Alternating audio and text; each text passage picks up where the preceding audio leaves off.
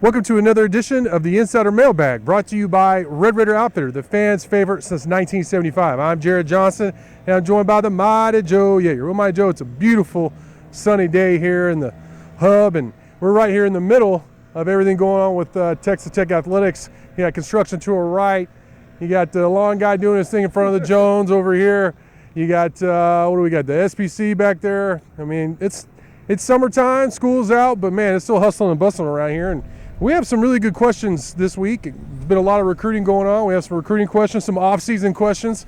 So let's dive right into it, mighty Joe. First one comes from Red Ranger, who wants to know, how do you personally make it through the off-season? Alcohol, lots of it. It depends on what you mean by that. Off-season's cool, except for the weather. But the thing is that there's just not as much news going on, generally speaking. Yeah. It's not like, take for instance November, which is the killer month, because you got football season is right in the thick of it, and then basketball season starting up, and you're just totally swamped. This time of the year, you're kind of scraping around, trying to come up with content. Yeah. And to be perfectly honest, and that's the hardest thing. That's in some ways. That's the hardest part of the year from my standpoint. Yeah. Is because we do have quotas for stuff that we're supposed to produce, and it's just not that easy to manufacture things sometimes, as I might say. Yeah, for me it's a little different, especially now with recruiting. Obviously June was a huge month. There's been a bunch of commits and a bunch of official visits, and that's changed. When I first started, I remember I used to freak out because during the off season, we'd lose a lot of subscribers. Traffic would go way down. I remember we had a board meeting, which you missed. You were out of town. You were sorely missed, but of course I understand. But Steve Pitts was there, a former owner of RaiderPower.com, and a very good friend of ours. And I would go to him and be like, hey, is this normal, or are we in trouble? Yeah. And he would always be like, no, this is normal. But things have changed. The recruiting calendar's changed, and we're actually getting tons. Like, the board traffic's great during June.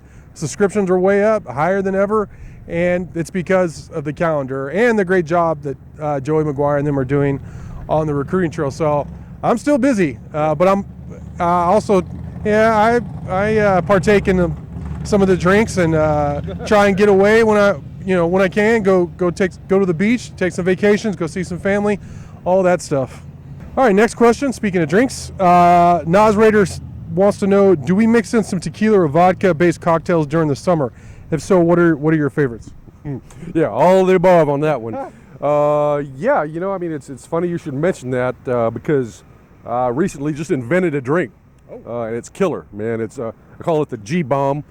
G stands for grapefruit because it's got grapefruit juice in it. A couple of shots of grapefruit juice, 1/3 or actually 3/4 of a shot of tequila, 3/4 of a shot of coconut liqueur, 4 dashes of Peychaud's bitters.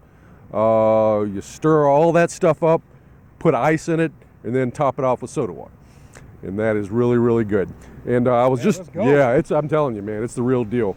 And I was just up in Pennsylvania on a little vacation of sort, visiting in-laws and whatnot, and went to this bar or restaurant or whatever it was, and I ordered a Bloody Maria. Yeah. And they didn't know what I was talking about up there, man. Well, Bloody Maria, what is that? Can you tell me what that? Well, if you don't know, it's tequila instead of vodka in your Bloody Mary. Yep. And that is great. I make that at home too. I get some of that Tony Chichere's Bloody Mary mix and some bitters and throw in there as well, and some extra hot sauce and in the tequila as well. And that's another go-to drink. Yeah, for me, I guess I'm not nearly as exotic as Mighty Joe with my drinks. I appreciate, ranch water, little Topo Chico with lime and tequila. I appreciate margaritas on the rocks, with my Mexican food. So, vodka, not as much. I had some bad experiences with vodka. I'm always accusing you of being basically KGB spy here to all your Russian history background. But I don't really mess with vodka a lot. Now, if it's free and I'm having a night, will I drink some? Yeah, but I don't have any. I guess White Russians, sure, why not? Sure. But it's not necessarily a go-to in the summer for me. 87 Raider, who, by the way, I really enjoyed meeting you at the board meeting. It was a lot of fun. What an interesting guy. What an interesting life he leads. But he has a question for you, Mighty Joe. What is your latest read? Are you working on writing any Red Raider history for us? He said some stories on Tech Sports would fall into the stranger than fiction category, right? Yeah. I'm reading as far as reads. A couple of books right now. Dr. No by Ian Fleming. Yeah. James Bond novel, obviously. If you haven't read the Fleming Bond novels and you like thrillers, then pick them all up. I mean, you can't go wrong. They're all either very good or great. Truly excellent stuff. So Dr. No is a great one. And then the other book that I'm reading right now, I Would Not Wish on My Worst Enemy. It's the basic philosophical writings of a guy named Emmanuel Levinas. And it's just part of a research project that I've got going on for a book that I hope to write one of these years. But I'm plowing through that right now, and that's not a whole lot of fun. What is your just the subject? I know you may want to hold it back, but just give us an overall outline on the book you want to write at some point. And you're a published author. You have at least one book out there that I've read, but maybe more. Well, yeah. Now, the book idea for this is basically looking at the philosophical or the theoretical basis of a specific political movement in the United States that basically came into existence in the 1960s and has gained more and more power over the course, basically right up to the present, to the point now where it basically owns the country. Yeah. And I'm not going to go into further detail about that, but basically what I'm doing is I'm trying to find the intellectual basis for everything that has happened in this country from a cultural and political standpoint from roughly about 1965 to the present. That's it. Man, I can't wait to read that one. Next question comes from TTU in Colorado, who asks, how many big offers does Tech still have out there in football? And if they're only taking around 18 or 19 in this class, does anyone get bumped on our current commit list? Tech is up to 17 commits, and they're going to take 20. I've reported that in a couple stories and a couple other places on the board. I understand if you haven't seen all of it. I've also posted that quote on every commit that we're going to take 18. It's going to be a smaller class, but things change. They're going to take 20 as of today, and that comes from a very, very good, actually a couple of very, very good sources, about as good as they get. So those three spots are spoken for. Now, again, things change. People decommit. I mean, you look at Ivan Carrion, the four-star receiver who flipped to OU. But as of right now, those three spots are spoken for, and at least two of them I expect to announce this month. The other one we'll just see when he decides to announce, if he indeed announces to Texas Tech. OBX Raider wants to know if Poe chooses another school, would Tech still be interested in pursuing Brister? No, like I just said, I think those three spots are already spoken for at this moment, and I do think Poe, I feel very confident that Poe is choosing another school, not Texas Tech. I actually had a conversation with somebody in the know who thinks there's a good chance Poe might be a bounce back, or not a bounce back, that's a JUCO, but like a transfer portal guy in the future. Maybe he goes to Alabama and he's their starting left tackle for 4 years or 2 years or whatever. Poe's that good. But there's also a chance that, he gets homesick, hits the portal, and, that relationship with Tech is really good. So that's something to watch. In terms of Brister, no, I think they're full at offensive line as it stands right now. All right, LB Mans has another recruiting question.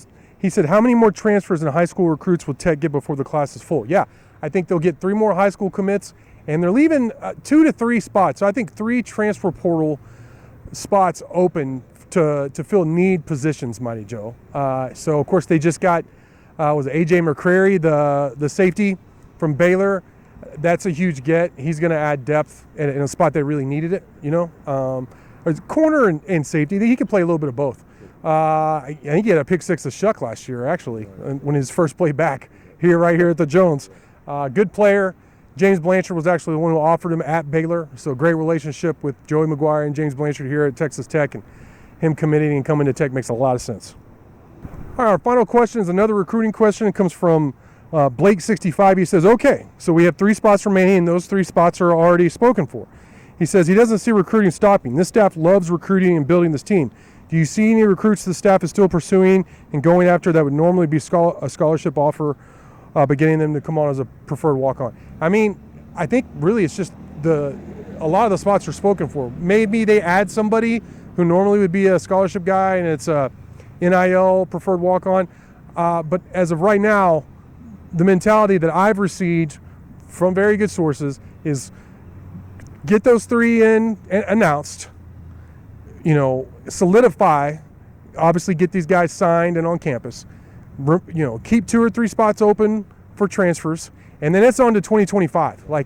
Their mentality is they're going to pretty much have it wrapped up this summer, early, July, and then go on to 2025. And I'm going to have, I got a list of about 10 guys of their top targets. There's more than that, of course, but just the top targets for these coaches for 2025 recruits that I'm going to post sometime this month, probably before I go on one of those vacations to the beach, Joe, I was talking about. But just real quick, a lot of these recruiting questions I'm answering, just what are your overall thoughts in your history of following Texas Tech football?